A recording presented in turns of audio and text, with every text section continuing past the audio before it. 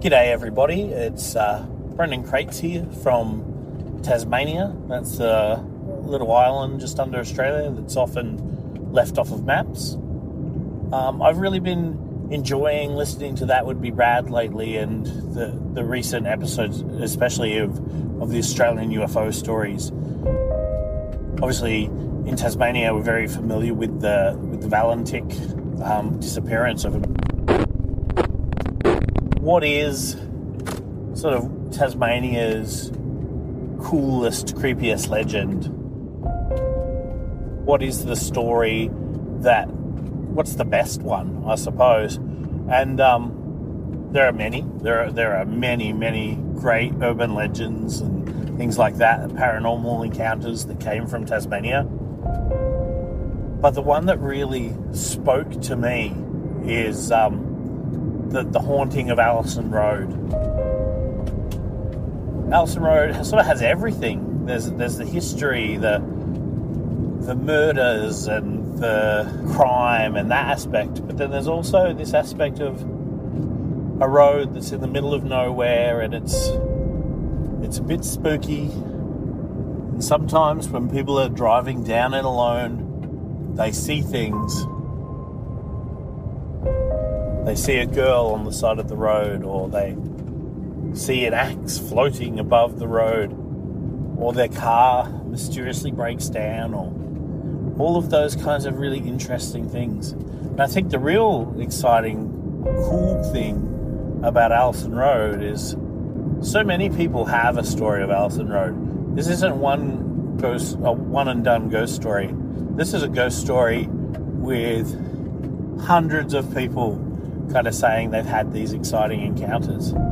So I'd like to welcome you to this episode of That Would Be Rad, live from Allison Road, where I'm driving right now.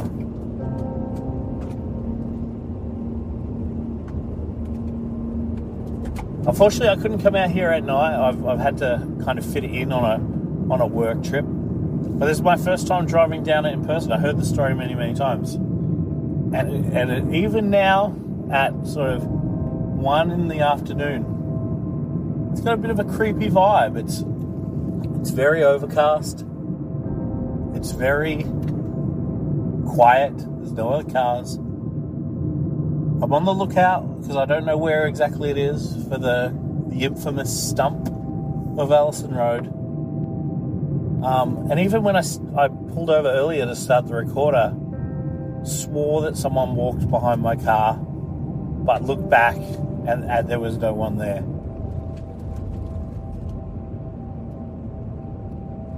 So I'm just driving and following the road. If I see anything along the way, I'll let you know. Maybe I've already encountered the young girl that's said to be out here. But either way, I can attest to the fact that Allison Road is creepy. And I'm sure if you were out here at night, it would be a whole different vibe. So enjoy this episode of That Would Be Rad. Brendan out.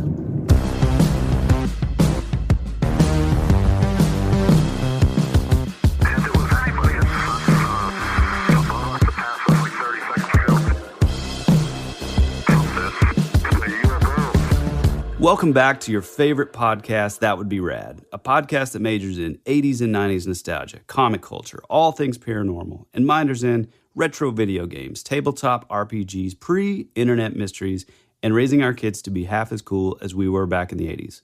I'm your host, Tyler Bentz, and this is your other host, Woody Brown.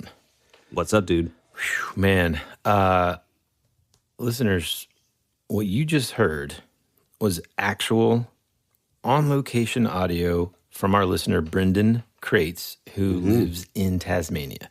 Not only did he turn us onto this story in the first place, but he actually went out there and recorded his experience as he's driving down this haunted road. That is a dedicated, That Would Be Rad listener. Yeah, exactly. I mean, like he kind of mentioned this to us to kind of look into it. Mm-hmm. I mean, God, man, months and months and months ago. Yeah. And then he mentioned that he might actually go out there, and we're like, oh my gosh, dude, that would be amazing. Tell us how it goes. Never in a million years did I think he's going to be sending us the actual audio of him as he's driving down this road. Amazing. So, I mean, special thanks to Brendan for sending us this and taking the time to share the experience, not only with us, but being willing to have us share it with all of you, our listeners, as well. And by the way, for those of you that have also sent us your stories as well, fear not. We'll be featuring them soon, we promise. You know, one of the things that I told Brendan was when we get these kind of things in, we like to take our time to make sure not only that we research the story in general and give it, you know, what it deserves, the attention it deserves, but also, you know, man, we're just perfectionists, and we want it to just, you know, for the lack of a better term, we want it to scare you guys as much as it kind of freaked us out. Oh yeah, and well, and also too, I think we should definitely say that there's something about this case which, you know, I guess in Tasmania it's like one of the more popular, like bigger sort of cases. But the thing that I was most interested in is I'd never heard about it. Yeah, exactly. And truthfully, like as we dug, it's really sort of like the tangents that we ended up going on just because of the way our minds work. You know, there's not a whole lot about it really. Yeah. And that like hyper local legend is just like, I mean, that's like the cream of the crop for us, man. Yeah. So all you listeners who haven't sent in a story or maybe an urban legend that, you know, that is like what he said, super sort of local, send it in because we love that kind of stuff. You know, what's interesting is no matter where you grew up, we've all got that sort of like handful of urban legends and mysteries that surround like old abandoned houses or like an old like factory. I mean, wasn't there like an old like, I don't know, grain mill or something like out by where you guys grew up? Yeah. So I lived up in a rural town. Good God, take a shot.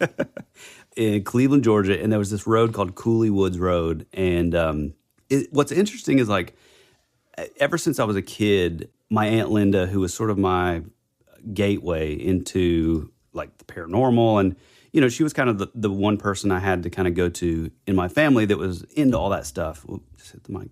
And you know, she had like every Stephen King book, and you know, my family was just not that. They were very blue collar, which I've said before, but she would always tell all these stories and like all kinds of crazy stuff around this road. There was like supposedly if you went on the road at night, you could hear like the sound of this like they called it like the Panther Lady, where it's like half panther, half woman, and you would hear this like cry, screech kind of thing, which was really interesting. And then the other one was the thing that you're talking about. There's a grist mill where I believe a guy like killed his family, and something about like there was like a flood or something, or like a real bad rain in the area.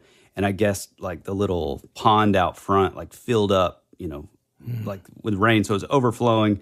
And I guess like, I don't know if they were like, the bodies were in there or something. This is the urban legend that I always heard. And like something about, you know, it was the little pond was backed up, so it completely turned red. And that's how folks knew that like, you know, he had killed his family or wife or whatever it was. And then somebody in the area, I can't remember, I want to say it was even linked to like my family somehow when they were little. They reportedly like found like the straight razor like in the little pond or something. Yikes, when they drained it. Yeah, pretty spooky. But yeah, all towns have these things, and we love them. It's always, there's just something about it when there is a tragedy sort of tied to a haunting sort of urban legend that just makes it super scary and almost like in a way like more believable, right? Yeah. So I think we need to kick it off with us kind of talking about the tragedy that occurred. But first, a little disclaimer. Due to some of the graphic nature of this program, listener discretion is advised. And as always, be rad. So first, I mean, let me just read to you like the newspaper headline. Story of the body's discovery The marks on accused man's hand. Sensational anonymous letter. Quote, I saw you murder Chrissie Venn. What's super interesting and very synchronistic is the fact that almost literally 101 years to the day of this episode coming out is when this murder took place. Pure synchronicity. So Chrissie Venn was a 13-year-old Australian girl who was murdered outside the village of North Motton in Tasmania. Now, for our listeners that don't know a whole lot about, I guess, Australia in general, gosh, I had even forgotten this fact. Tasmania is actually an Australian state, but it's the small island. Well, it's the island that's just below Australia. You might know it from the excellent movie Young Einstein. I mean, that's how I was introduced to Tasmania as a kid, besides, obviously the Tasmanian Devil or whatever. Wasn't that a Mel Brooks movie? No. No? Just cut that out. I certainly will. So Chrissie was kind of like, and this is a different time. Obviously, this is like 1921. This isn't like 2022 when we would never let our 13-year-olds probably walk to town to run errands for us or whatever. But, whatever. It was a typical sort of evening, and it is directed by Mel Brooks. Is it really? Yeah. No. I knew it. I'm looking at it right now. Oh, wait. Nope. That's Young Frankenstein. Come on, man. Close enough. It was around 7 p.m. on February 26, 1921. And here's another thing about this murder case. There's a lot of different, because it happened 100 plus years ago, some of the details are a little different, right, with each reporting. So around, we'll say, the 20th of February, 1921, Chrissie left their house to kind of walk to town to kind of run some errands for her family, which wasn't, like I said earlier, atypical. They needed her to get some groceries or something. It was just one of those chores that she had done plenty of times and actually kind of enjoyed walking down Allison Road to get to town.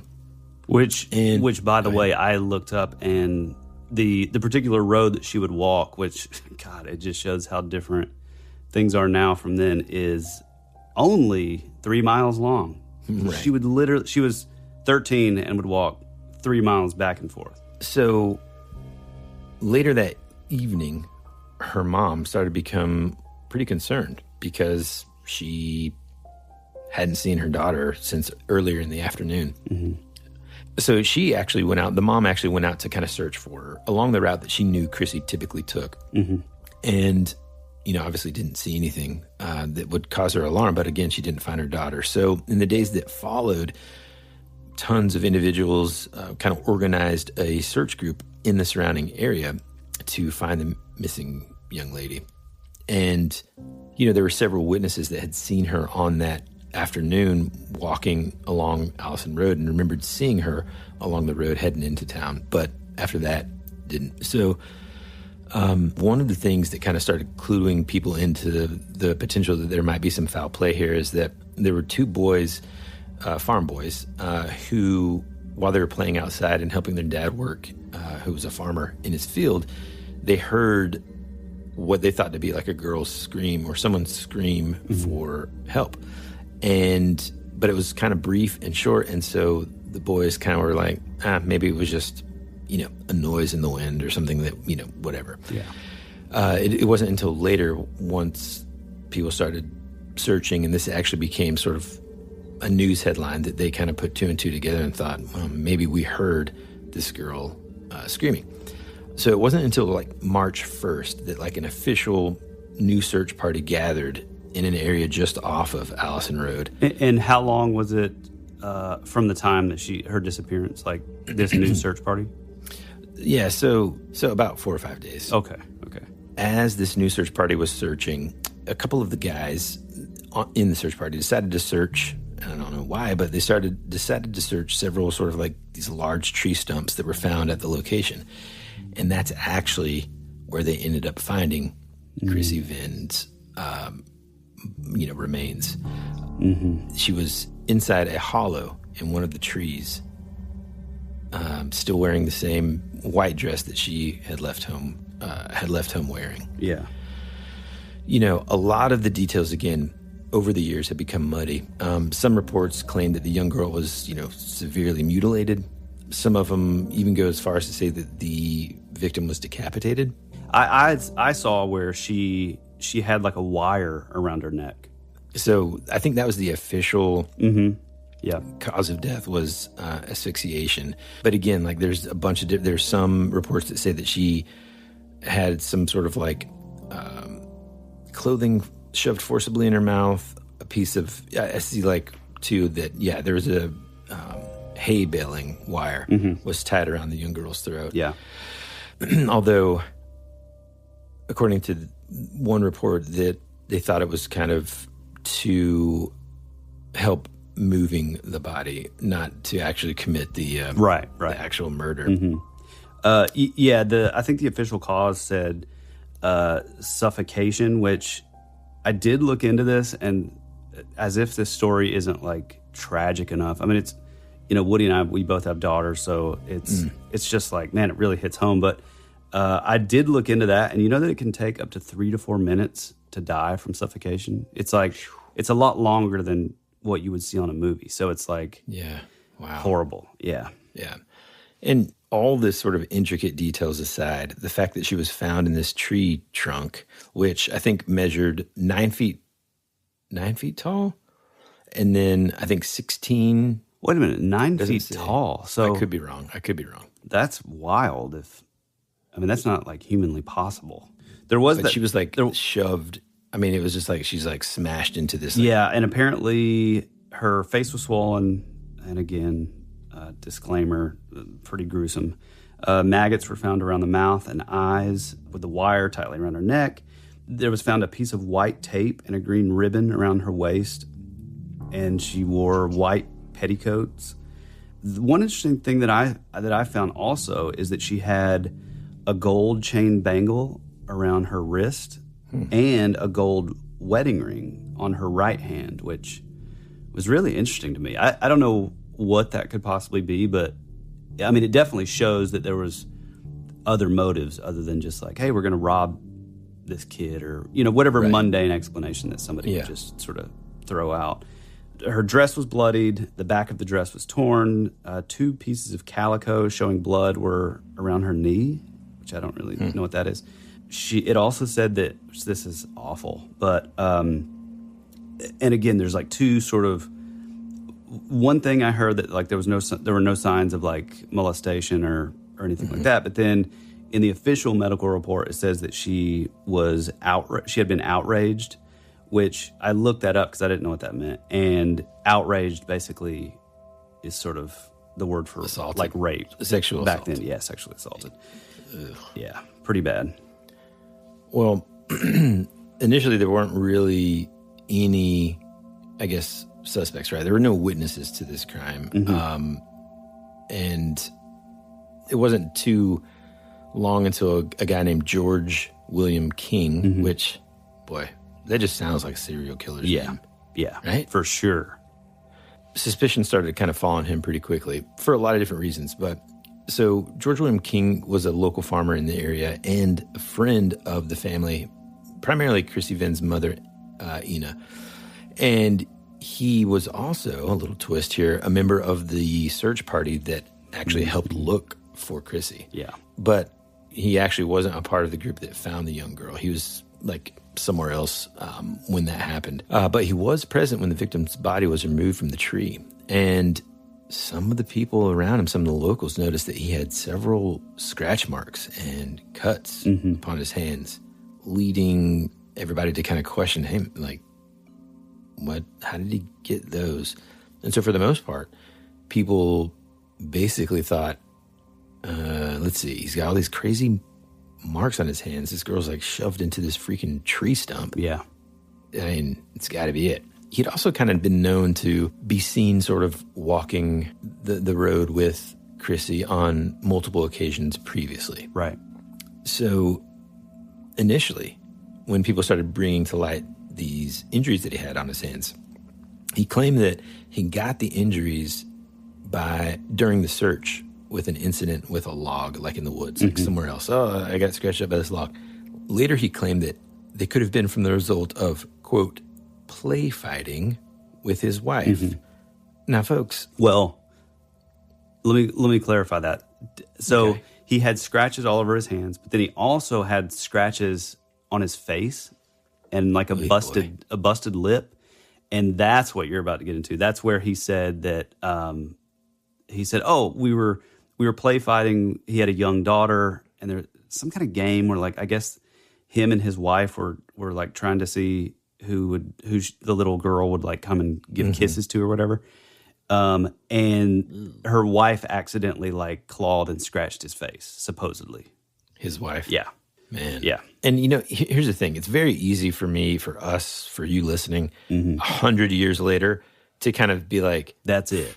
Definitely did it. Yeah. But if you really think about it, man, like and I think this falls perfectly in line with like my recent like sort of re-obsession with sort of like listening to or reading about true crime stuff. Like when evidence is so circumstantial, like think about all the times, like right now, dude, I just look over, I've got this like scratch on my arm from whenever I was like building my new desk or whatever. And if something happened to somebody, they would be like, oh my gosh, he's got a scratch on his arm. Right. A place that would be, you know, like there are ways to kind of skew or pitch these things to make them seem like, and of course it's, you know, unfair for me to just be like, well, first off, his name sounds like a serial killer and he's got scratches all over himself. He did it. I'm just saying that, like, man, it's interesting, man. I think that's one of the most fascinating things about like any kind of like sort of true crime stuff when it's still an unsolved mystery 100 years later. Right? Well, and I mean, especially I would imagine back then, it's real easy to get into like crazed witch hunt territory. But I will say, and again, I feel like this season, boy, I've really turned a corner. Okay. There were some things about King that were just a little weird. So you have the scratches on the face and the hands. Once he was sort of taken in and questioned in the official report, apparently, I don't know if it would be like a coroner or I don't know who would have set this up, but apparently the scratches on his wrist and hands were noted to be made by human fingers. And that's a little interesting. There's also a few other things that kind of were pretty red flags. Apparently there was like questioning with a guy in the area who I guess he had worked for, who was like a potato farmer. He had initially said, I think King had said, yeah, I was working at so-and-so's farm. And then this guy in an official report said, no, he actually wasn't in the farm. And later he was visited by King saying, you'll do good if you're asked to say that I was working for you. Your memory must be mistaken. Whoa. Yeah. So like his alibi didn't quite line up. No. And also kind of a good looking dude, 36 years old, 6'4", big guy. One thing that I really found interesting is it was kind of known, well, I don't know if it was known throughout the town, but several townspeople did note that, and I think even her mother noted that Chrissie never liked him. And so anytime she would see him like, you know, off in the distance, she would run and hide in the woods, which to me, that's really creepy. Another thing that was a little weird. Well, he was also one of the guys that he was the only person in the area. I mean, you know, once you start kind of connecting the dots, this is a very small population, very small sort of area. He's literally the only guy that was unaccounted for. Now, you could have, you know, people passing through, but for the people in the official townspeople in the area, he's the only one that wasn't accounted for. Right. When he was like, I guess, taken in and questioned, he made a couple like statements that were really sort of bizarre. He said, you know, for a 13-year-old, she had the development of a woman. Good Lord. Which is like, I mean, that right there, having daughters, I'm like, yeah, lock that, burn Yeah. them. Why would he? Yeah. Okay, go ahead. I don't know. The detective that was kind of leading this whole thing, Frederick T. Harmon, when he interviewed him, he said that Chrissie had visited his home 2 months prior for business. To me, that was really weird. It's like, what business would you have for a 13-year-old? One other piece of kind of terrible tragedy is that 4 years earlier, so she's 13, so she would have been a little under 10. Yeah, 9 or 10. Yeah. A man named Newman Allen also assaulted Chrissie. When her mom sent her to his house to deliver the milk, when Chrissie was there, she saw that he was, I guess, taking a bath. So she, did the right thing. And she stood outside and waited for him to come because she was, delivering milk. And I guess when he got dressed, he said, walk with me to, whatever farm animals, pigs or whatever. Mm-hmm. And he assaulted her at the age of 9 or 10. God. Yeah, so it's just it's really, really awful. Man. Yeah. So I just thought that... that's an interesting detail. I love the way that we split this up, by the way. Yeah, me too. So that you're telling me stuff that I didn't know and then whatever. Okay, so I think we got to talk about the letter. So... Wait, what letter? You'll see, man. A few days after George William King... a few days after all this happened, in fact, March 6th, so 5 days later, after they found her body and they went on the search and all that, George William King receives a letter that says, with no signature, the letter simply says, "Take care. I saw you murder Chrissie Venn, and if you don't confess, I'm going to tell the police." The letter also contained this crude picture of a man hanging from the gallows. Whoa. So... this is, King, of course, went to the police station, but not to confess. He just basically was demanding that the police find the author. Which, weird. I mean, he could have done it. Yeah, right. Yeah. What a way to get him off the trail. Right, yeah. King said that he believed he knew who the writer was, laying the blame at the door of one of the young herp boys. Those were the boys that heard the scream from that farm. Which, by the way, that was a detail that I thought and again, I mean, it was 101 years ago, so obviously we don't know exactly what happened. I mean, maybe they just barely heard but I mean, boy, if you heard a help from a young girl, I just feel I feel I don't know anybody that I wouldn't think would just immediately go running. Right, but man, and we'll get into. I know that we're going to get into this in a little bit. Yeah.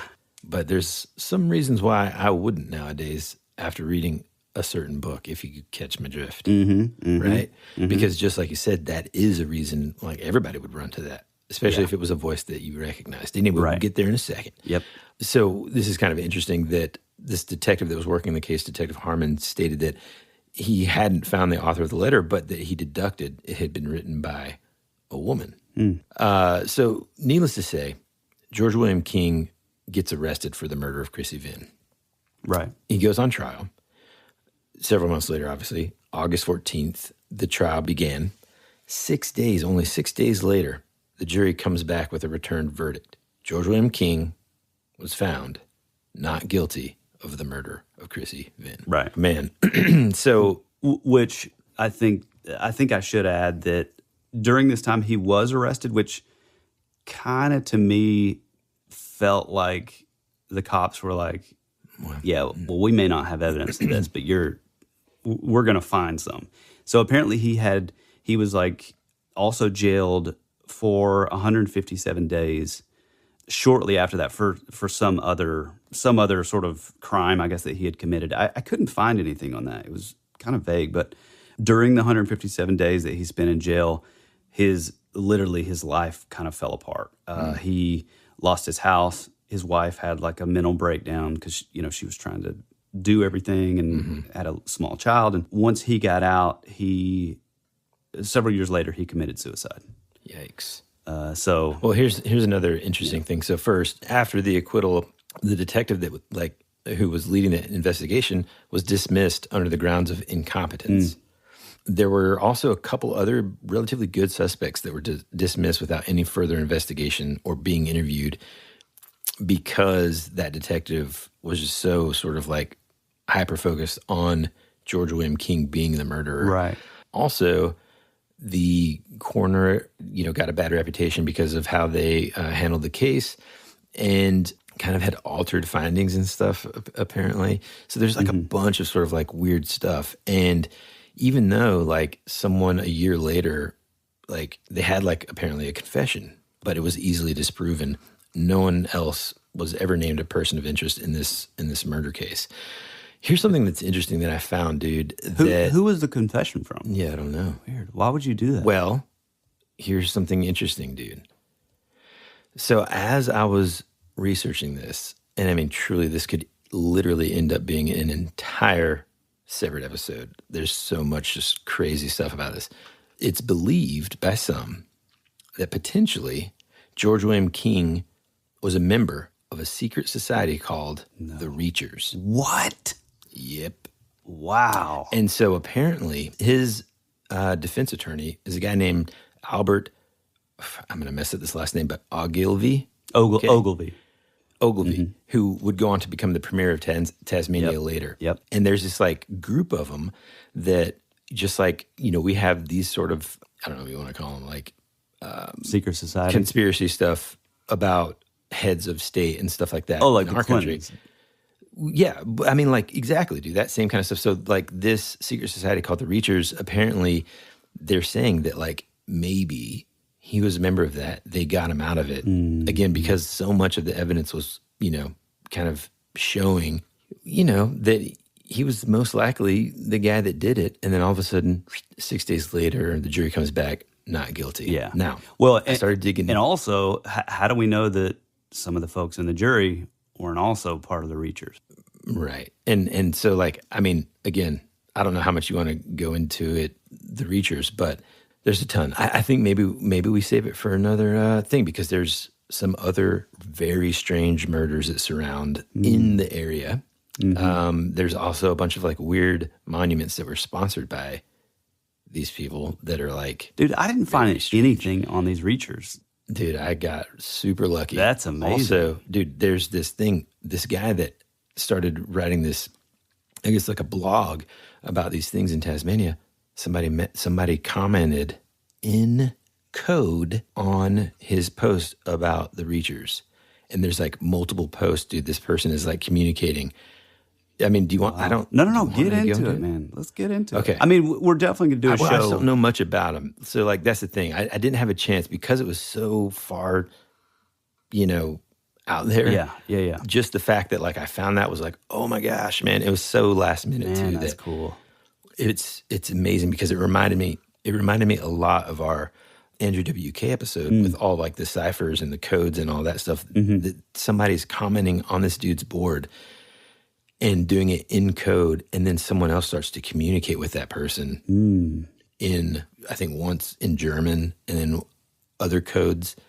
There's some back and forth there, and then they just won't leave this dude that's got this blog alone. So it's super, super intense. So I think we need to shelve that for another episode down the road where we start diving into like secret societies and the power of them and all that. It's fascinating, man. Now, what I think we need to do, though, now that we've kind of got the details about the tragic murder of Chrissie Venn, those strange circumstances that surround the mystery of her death, I think we need to kind of go into some of the stuff that people report happening to them when they go on this road. Now, after these messages, we'll be right back.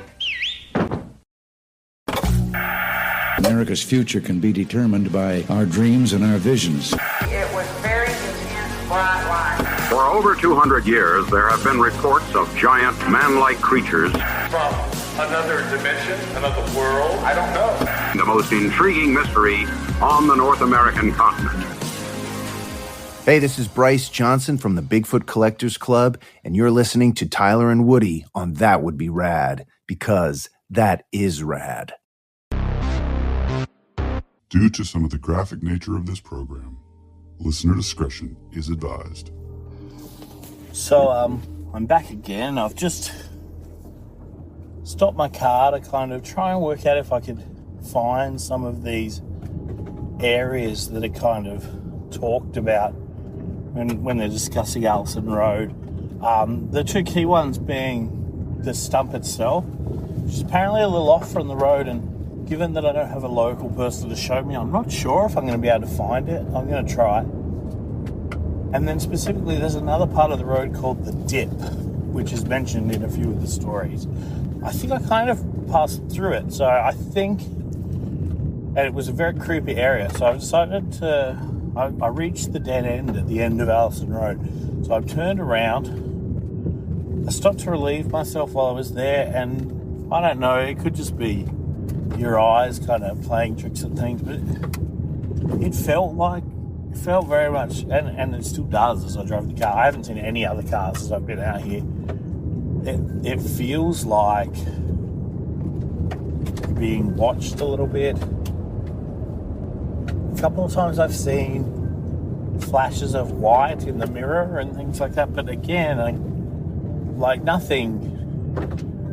I certainly haven't seen a girl standing on the side of the road, but the vibe is creepy. I'm not sure if I may be coming through the area now known as the Dip. There's a thing that says if you turn the radio on, some people have had issues, so let's see what I get.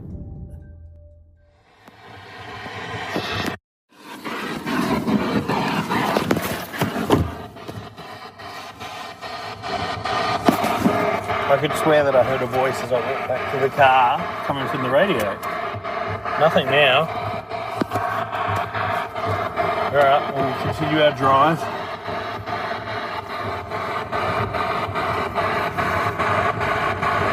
Definitely can see that if you return here at night time, it would be kind of terrifying. So I've driven all the way from one end to the other, and we can I'm going to flick that radio off now. So I've driven all the way from one end to the other, and it's very much a creepy area. Quite beautiful as well. Lots of tall trees. There are houses and things. They're all mostly are ways away from the road, though. It's such an isolated feeling. Easy to see how if you're out here at night, you would feel truly alone. I drove all the way from one end to the other and only saw one car as I came back out. Also easy to see how many years ago someone walking by themselves could become a target. So many places to hide. So many places to potentially jump out at someone from to drag them away from the road. It's quite sad thinking about it, but then also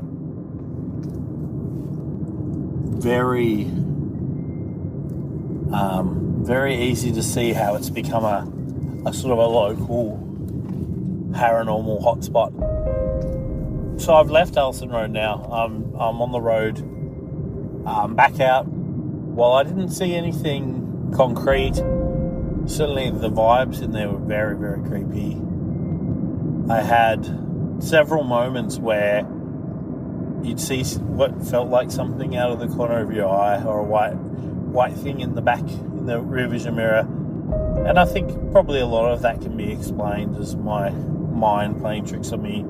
I know it's a creepy place and there are many creepy stories attached, but it 100% has a vibe to it. It is a creepy place, and if anywhere is going to be haunted, I don't know.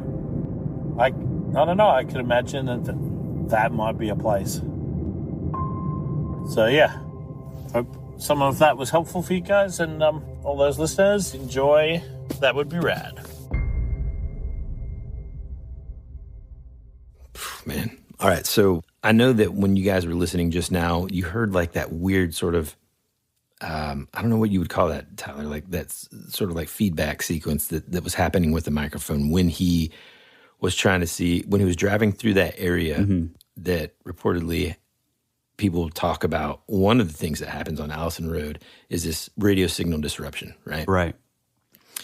And which, by the way, this is so amazing to me and such like beautiful synchronicity that he sent us this stuff because like when I was editing the audio, trying to clean it up a little bit, like I was so close to getting all that out, to just filtering a lot of that stuff out. And so, you know, when you hit me up yesterday and you were like, dude, like what Tyler's talking about is whenever I was kind of, you know, not to pull the curtain back too much and go too far behind the scenes if you're bored with this kind of stuff, but anytime we have like a listener story or whatever, I like to listen to the whole thing, make notes about different things that I want to do or sounds that I want to put in there or just whatever. I want to get the gist of the feeling of it before I start adding music and that kind of thing.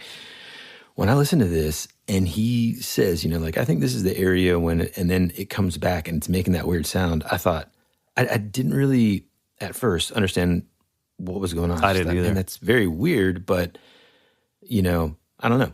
Well, as we were doing our research on this, I came across this guy, and this is just one of the moments that I got totally freaked out while preparing for this episode. I found this guy on YouTube who is also from Tasmania. So he's got this YouTube channel called The Ghost Detectives, okay? And he had a video called Investigation of Chrissie Venn, okay? When he's out there, it's at night, and I kid you not, man, in the middle of him like talking, he's trying to like sort of not summon the ghost, but he's trying to interact with this spiritual presence. And he says something along the lines of like, well, here, let's just play it. Is there anyone here with me? Oh, we got a voice. Is Chrissie Venn here?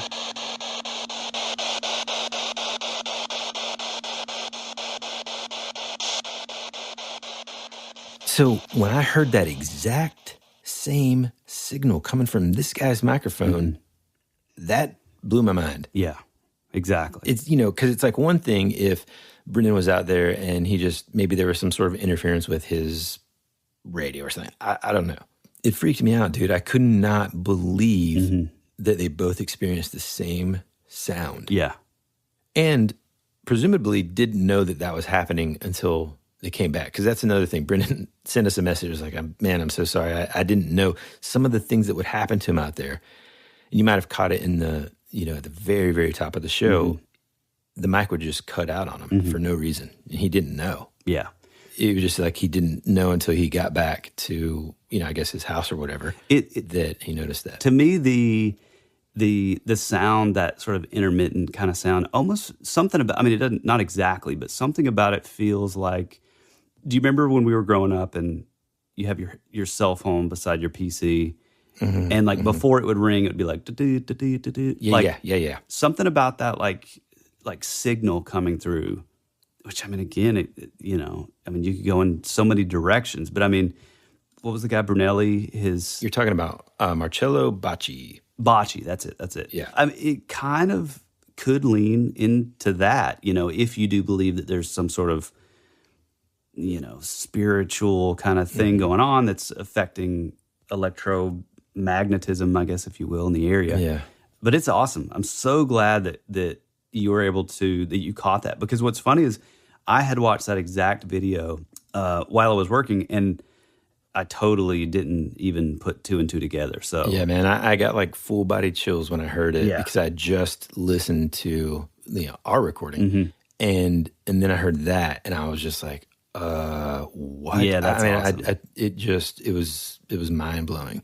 So some of the things that I think we have in common with urban legends and stuff. There was a road close to where I went to high school. I forget what it was called, but basically the legend was that someone had died in a terrible car wreck on the road.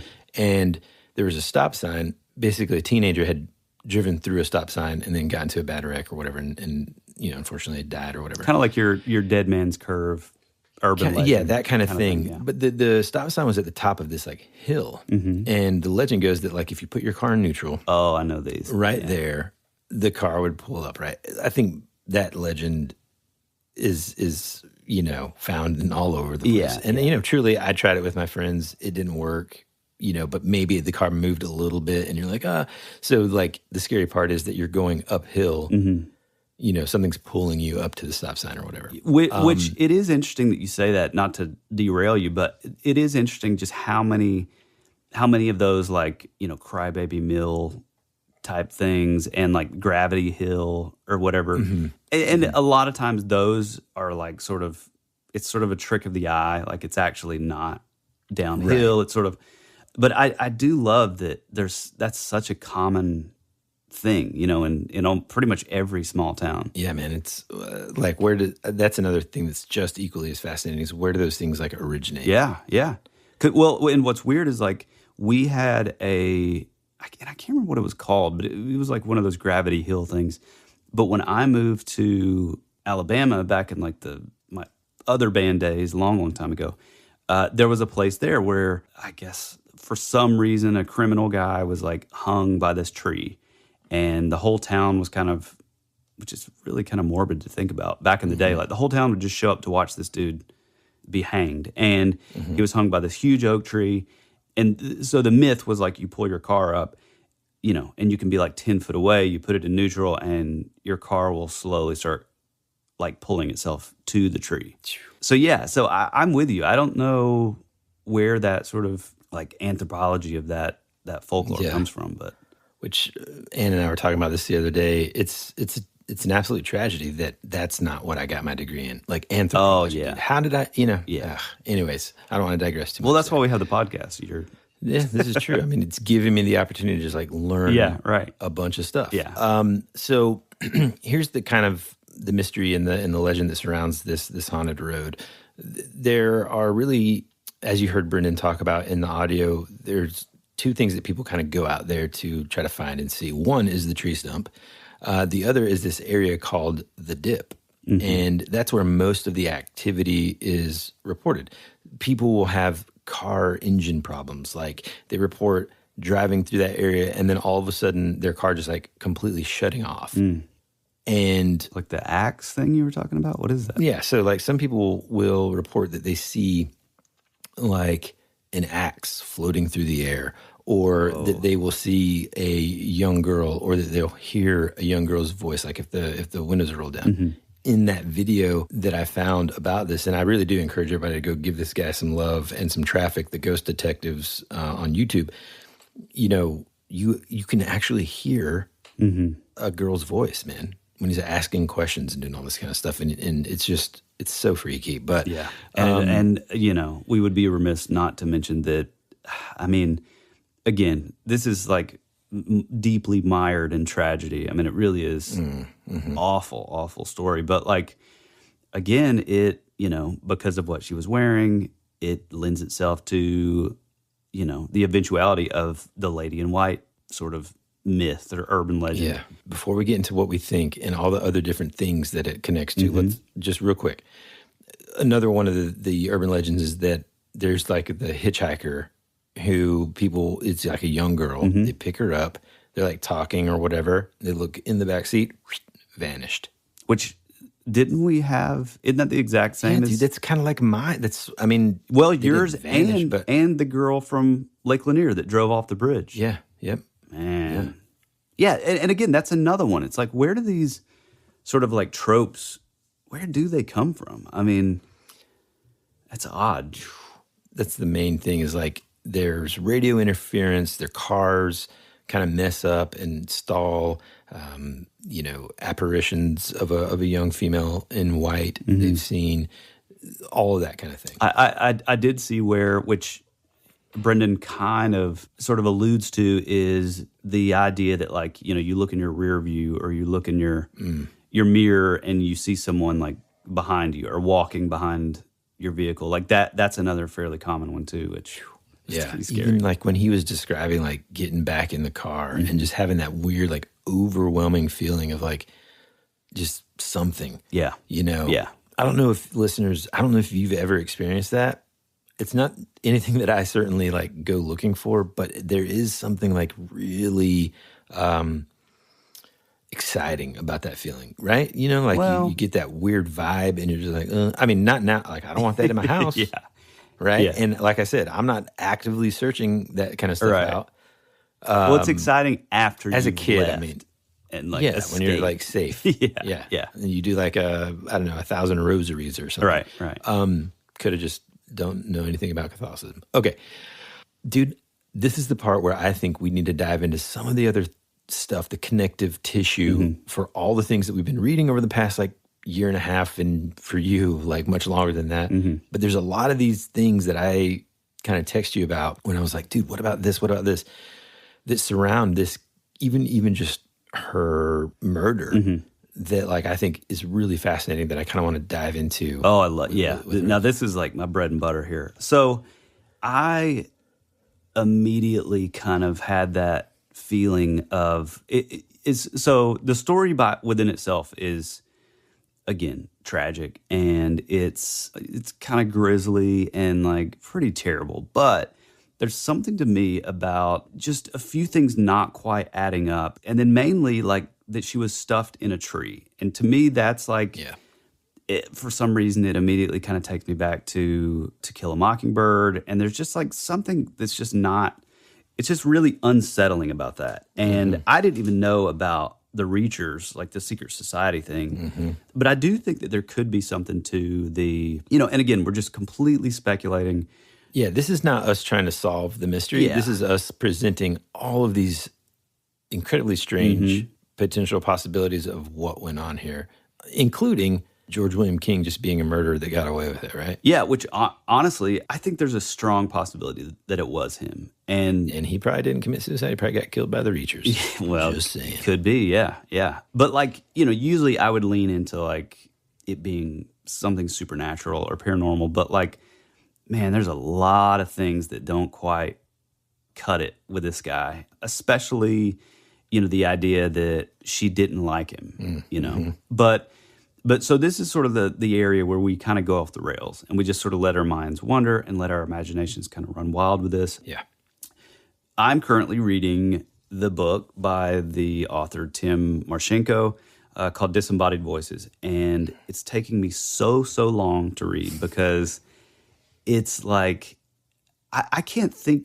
Dude, like I think not to toot my own horn here, but I think I said it perfectly when we were talking about this past week. It's literally every single paragraph, almost every sentence, you want to just stop, take a note, research something. It's not only is it just well written, I highly recommend it for anyone that's like, it's so good, into this kind of, not when I say this kind of stuff, I'm not talking true crime necessarily, but I'm just talking about like the strange, right? Yeah, sort of the high strangeness, rad strangeness, yeah. Give Tim some love, and go follow him on Instagram or social media. It's so good. Yeah, it is absolutely fascinating. But the thing so this book is basically, in a nutshell, his kind of quest to, and we're trying to get him on. I think hopefully we'll eventually have him on. But if you're listening, Tim, let's make it happen. This is for you, buddy. He's kind of on a quest to find out more on like the folklore of like this sort of kind of like the siren song, or like something that's like luring you away, or like the piper, or I mean, it gets into like Pan, and like it's fascinating. Missing 411. Yeah, Missing 411 has like a heavy sort of link to this book. So I'm in this book. It's taken me longer than any other book I've ever read, because it's just like I keep going back. And what's funny too is not only is it so good, it's also, I mean, he could be our third co-host. Yeah, dude. I mean, he is on the exact same wavelength that we are, with all this kind of stuff. And so as soon as Woody brought this story up and was like, hey, we got these messages. I mean, this was a long time ago. It was like, it immediately was like, oh, I wonder what this like connection is. And then I found out about like her being in the tree and all that. And Woody just kept saying in this past week, he's like, God, I feel like there's like a section, and this is just sort of a small aside, but he's like, I feel like there's a section in that book that like, it talks about like these trees, or like people being found like in the root systems. I read a ton last night, didn't read anything. I got this morning, Woody and I are on the phone, and Woody literally goes, God, I so wish that you could find it. Well, first I was moaning about the fact that like you got to just hurry up and finish it so that I can have my book back, so that I could have found it. So that was the first thing. I was complaining. Yeah, he was complaining. Yeah, but he's like, God, I wish you could find it because I know it's something in there, and you know, with it being Tim's writing, it's fascinating, and God, it really sucks that we're doing this episode and not having that to add in. You know, I literally, like you and I are, we really thrive on synchronicities, and they happen to us a lot. I literally pick up the book. I just go while I'm on the phone. While we're on the phone, I literally go flip through the pages. It literally lands on the exact 2 pages where this happened. The first sentence of this page says, "And what of the fact that Evan said that he slept inside a tree during his first night in the wilderness? Could this be a reference to the tree-dwelling entities covered in the earlier chapter?" So Tim also, he kind of goes into this. I'm just kind of read this briefly because I think again, there's something hold on, before you do, part of the reason why, before you do, part of the reason why we both immediately were like kind of piecing this connection together with this sort of legend and then also that book is this, like, Tim's book is, like you said earlier, sort of about his own personal experience and quest to find out, like, this phenomenon of when a certain age group, too, typically 10 to 12 to 13 years old, can sometimes be lured into, you know, the woods or whatever, and then vanish. Yeah. Right? Luckily for Tim, he didn't vanish, but he had an insane experience, man. Yeah. And I cannot wait to have him on the show because it's just crazy and it's just amazing. But anyways, all of these things kind of connected that. It's like, this is a young girl. She, you know, liked to go down this road. Was she lured in? But go ahead, sorry. No. One of the things that I immediately thought of, and again, I'm like, you know, heavy into this Disembodied Voices book, is like what he was saying. It's all about this whole thing is kind of based around this some sort of entity, you know, off the beaten path for, I mean, really thousands of years.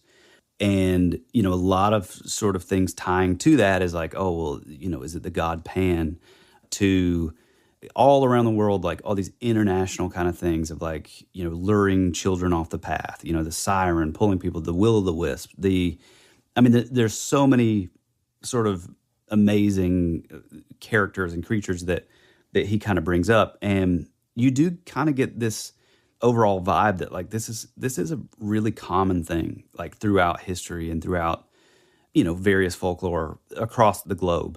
But I immediately kind of thought that, you know, the idea, whenever I heard also that she never liked King, you know, the guy that we've been speaking about, she never liked him. And so if she saw him way off in the distance and knew that it was him, she would run deep into the woods and hide so she wouldn't have to see him. And so I immediately thought, like, is there something more to this, like lure or, you know, siren's call that's like pulling her off? So knowing that that's something that she did, you know, much like with Tim, it's like this, he heard a voice that sounded just like his dad. You know, newsflash, it was not his dad, but was this thing, this entity creating this mirage of this King guy off in the distance, knowing that she would run off into the woods. And like, it's just fascinating. But in this particular couple of pages that, you know, we've been trying to find in this book, you know, it says, simply put, could trees be the periscopes of the underworld? Nigel Pinnock makes a summarization of the link between worlds in his book, Celtic Sacred Landscapes. The tree, like the human, is a mediator between the upper and lower worlds, linking with its serpentine watercourses the underworld of the ground, the surface of the ground upon which we live, and the sky and air. We've spoken about this before, so this may be a little familiar, but ghosts like the Orang Bunyi may hide their victims under a tree and out of sight from any would-be rescuers. Some believe they only take the people they like, whatever those criteria may be. The Bumaso is a ghost that specifically lives in the roots of trees. In German folklore, many elves are believed to live underground among the roots, some inside the tree trunks themselves. Unlike the invisible beings of Elf Hill, to upset them in any way can result in illness or worse. but it's not all in folklore and ghost stories. He then goes on talking about this young boy that is said that the boy's body had been placed under the tree roots and covered. If it wasn't for scavenging animals, it's likely the body would have been lost forever. Another case, it's an incident from 1904, took place in Washington. Locals were excavating a stump across the Commencement Bay in a place called Gig Harbor. The giant fir tree had been removed 25 years prior. The ugly stump was all that remained. Beneath the trunk and fused with the roots in the center of the tree was a human skeleton. Jeez. Upon examination, the bones were determined to belong to a Native American, or what the article described as an Indian. The tree was estimated to be 300 years old, much older than the remains. It's unclear whether the body was put there or the tree simply grew and expanded over the top of the gravesite. He also talks about in the book of Genesis from the Bible where it states Deborah, Rebekah's nurse, died and was buried under the oak tree outside Bethel. A number of writings suggest that the Druids also buried some of their dead under tree roots. The tree would then embody the ghost of the person hidden underneath. During the time of witch trials, the Croatians would bury all women under the roots of old trees.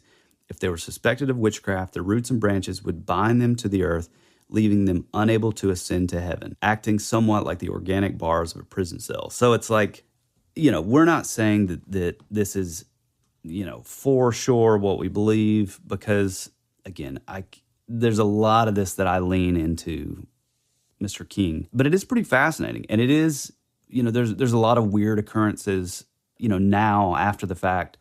I think that, I think I've said before, but I don't really know what to think about what I think about ghosts or spirits, because my opinion has, changed so much over the years. But I would say that, this feels a lot like the Lady in White phenomenon, or, this sort of like the Crow, this sort of like vengeful spirit, looking for retribution. I think there's a strong possibility of that. However, one thing that I do think is interesting, which gets back into sort of, Forteana, is the idea of like the cars going bad, or these sort of electric malfunctions in like the radio and, radio signals or electromagnetism in the area. I like the idea that maybe this area is, serves as like what John Keel would call a window area, where like maybe the veil is a little thinner, and so did all of these crazy, terrible events, did these things happen because of this sort of bad energy that was maybe already in the area, or did this death of this young girl who kind of went without any sort of closure, or, like I said before, retribution, or like anybody seeking revenge? It was kind of, everything was left unanswered with young Chrissie. And so did that like intent and that energy like basically kind of create a window area, or like curse the land or whatever? Or was that energy already present, and this just happens to be like an area, like you said, that's like a thinning of a veil? Or like one of the ideas that I had too was like maybe there's some sort of like, it's like a area where there's like a portal, right? Yeah, and so right. There's all this like, we perceive it as electronic interference and all that, but maybe it's just an area that maybe that's part of the reason why she liked that road. Like I started thinking about this last night too. Like, what if there were some sort of like, pan-like creature, or like fae, or like, like the German folklore that you mentioned, where it's like the elves, the right? Bumasa, yeah. And like maybe they were sort of like playing with her and toying, with her and stuff like that. And then, maybe they were, nefarious in some way, and that's kind of like how she met her end. But, like in other words, they just kind of like make her, just like a lot of victims, they become familiar with their attacker or whatever. They let their guard down, and then that's whenever they get hurt. And so like that's something that I was thinking of. But then like also I started thinking about where the footprints end. Yeah. When we started talking about like, too, the Lady in White, and the fact that like, I mean, look, there's so many elements to this story, and that's part of the reason why I was just like, oh man, this is just incredible. I can't wait to talk about it. There's so many of these elements in this, like the similarities between like UFO sightings and abductions and stuff, Same with like a Bigfoot encounters and even like abductions, right? I mean, the lady in white is one, but also like, I mean, and I hope this doesn't sound crude, but whenever I started thinking about somebody that would have enough strength to essentially stuff somebody into a tree trunk, I was like, I mean, was it like a freaking Bigfoot that just like, I don't know though, man. And again, as fascinating all those other things are, it's like, boy, that secret society kind of, right, that ritual human sacrifice thing. It's terrifying, dude. Yeah. And I mean, like, how easy would it be for a secret society that's very well connected to have like a patsy? I mean, I'm also recently been turned on to this podcast called the MLK tapes, where they kind of like go through I've heard about Martin that, Luther King assassination. Again, there's so much to it that it's like there's no way, at the very least, at the very, very surface level, there's no way that this person acted just like independently alone. Yeah. Just like 100% no way. And there's just like a bunch of stuff like how crooked the justice system can be in any country. I think it's a lot like the JFK thing too. It's like there's so many like little things that just, it's so hard to kind of stay on any kind of trail, because it's like, right.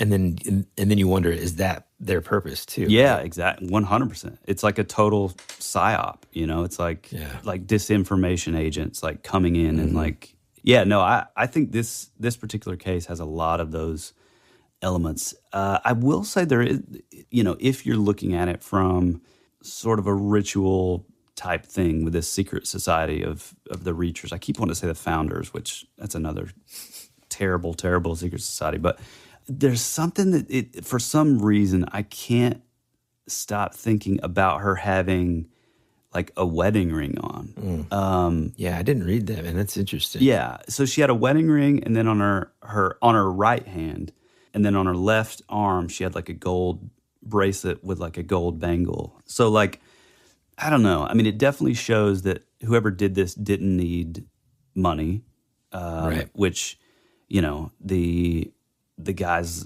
King's lawyer would have, he was in it. King was in it. He would later become the premier. And again, I'm not saying that like, it was definitely them, but I'm saying like, it feels like there's something more to this than just, a mundane, like sort of true crime kind of thing, Yeah. Well, and the ultimate tragedy of all of it, is interesting as it is and compelling to talk about, is like this poor girl. No one, whoever did this, is didn't get caught. Yeah. Yeah. So.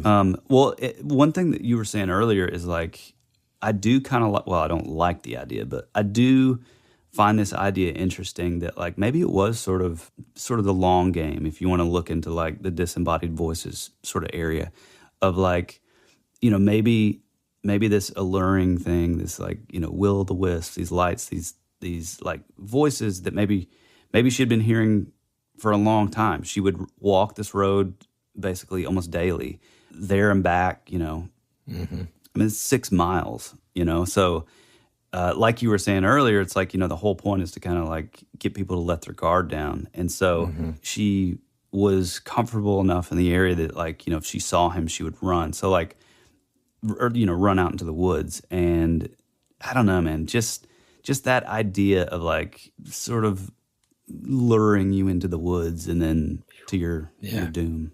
It's scary, man. Yeah, it is. One other thing that, and not to end on a bad note, but as tragic as this whole story was, she also had an aunt that would also go to commit suicide a few days later after she was found. And then her family, they were too poor to even buy a gravestone, so the town chipped in to buy like a simple little headstone. Sadly, it's in a completely different area in the Methodist cemetery, that because it was done in less than favorable circumstances, that it was sort of considered something that would like bring dishonor. So even in her burial, she's buried away from everybody else because it was like, sort of an assault, a sexual assault. and it would bring dishonor to all the other graves in the cemetery. So even in death, even in burial, she's still, man, pretty sad. Yeah, boy. Yeah, still fascinating though. Well, where do you want to go from there?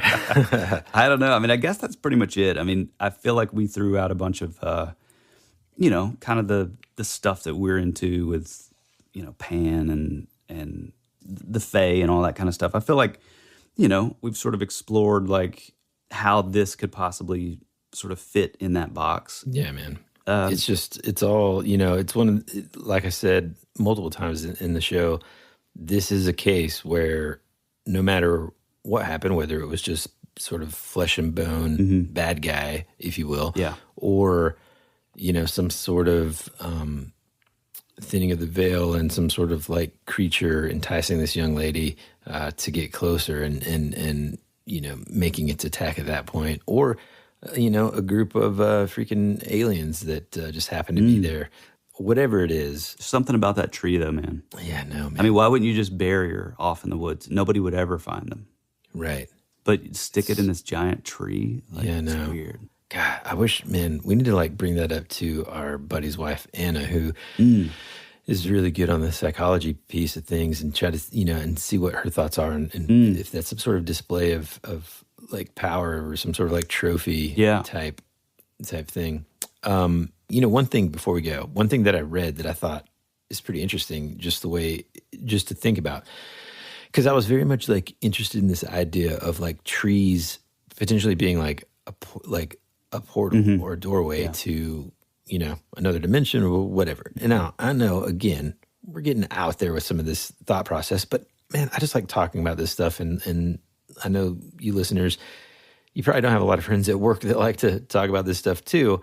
So that's probably why you're here with us. But anyhow, that's why I'm here. I found this cool quote that said like trees are portals, and it says old growth trees are like living portals. These trees have been witnesses of ancient coasts, celebrations, ceremonies.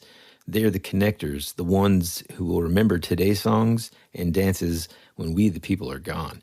These trees represent the doorway to the longhouse, and we are encouraged to step through. Wow.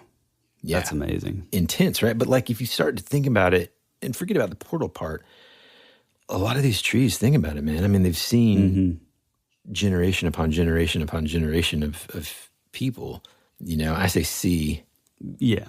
As a, if these trees as a biologist, could talk. Yeah, right, exactly. They've just been around throughout all that. It's just super interesting. Well, there is some stuff in the, I know David Paulides, his work in Missing 411, there's a lot of kind of bizarre, like anomalous sort of cases where people are found in trees or there's a, giant tree one day when the search party's going by, and then like, the next day the tree has completely fallen over the path and there's the missing kid or whatever laid out on the tree. It's like there are a lot of weird kind of, there's some weird stuff associated with trees. There's also Timothy Renner and Joshua Cutchin. I know we mentioned earlier, but there are two books where the footprints end.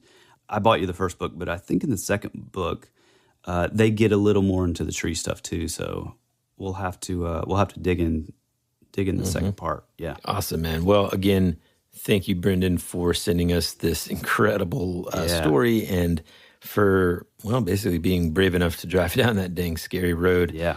I mean, it was just tremendous. So thanks so much, man. Yeah, for sure.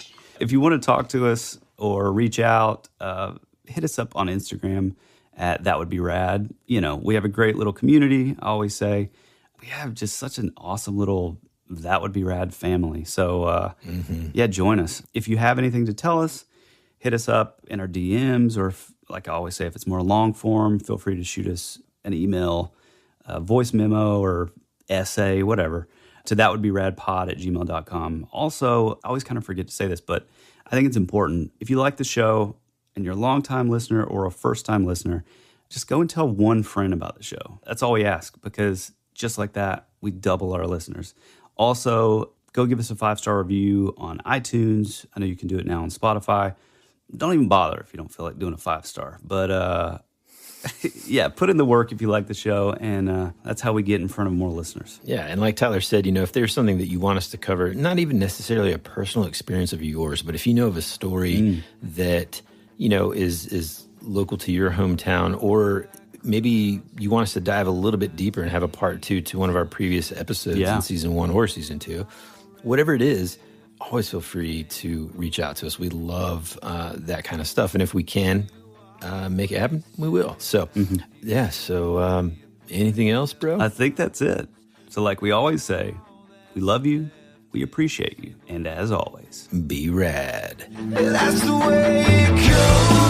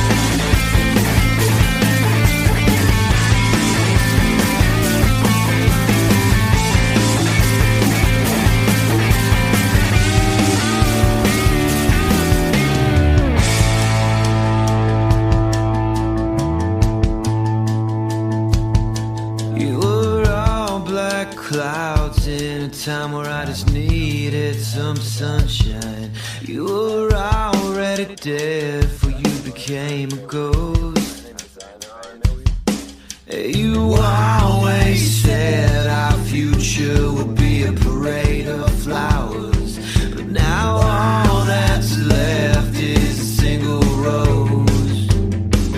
That's the way it goes.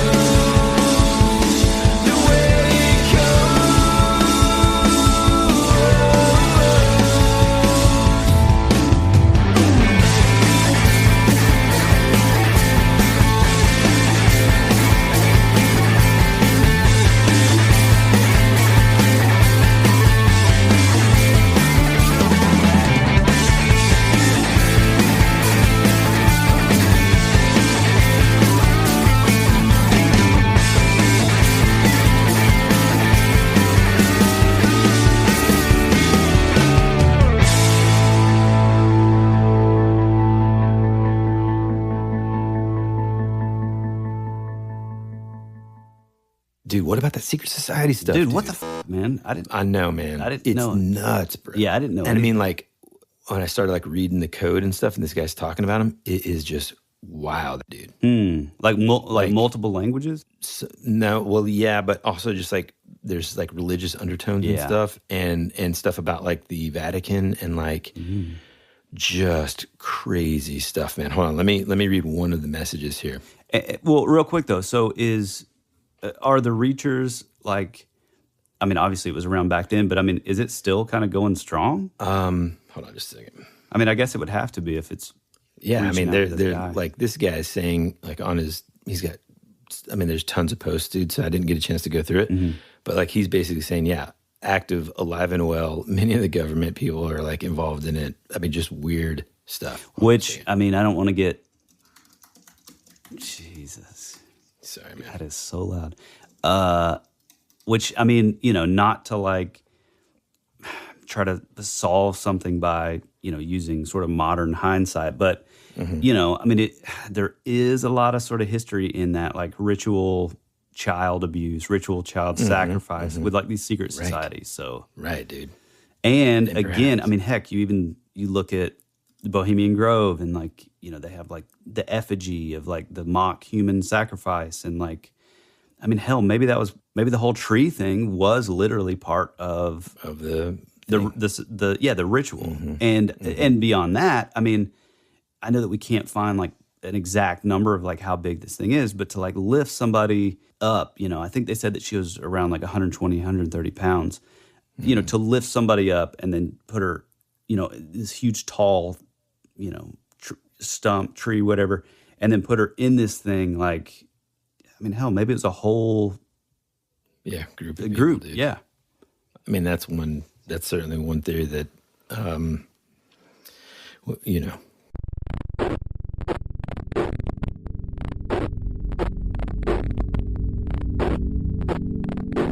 Also, this episode is brought to you by A&E's Intervention. What? From Flonase.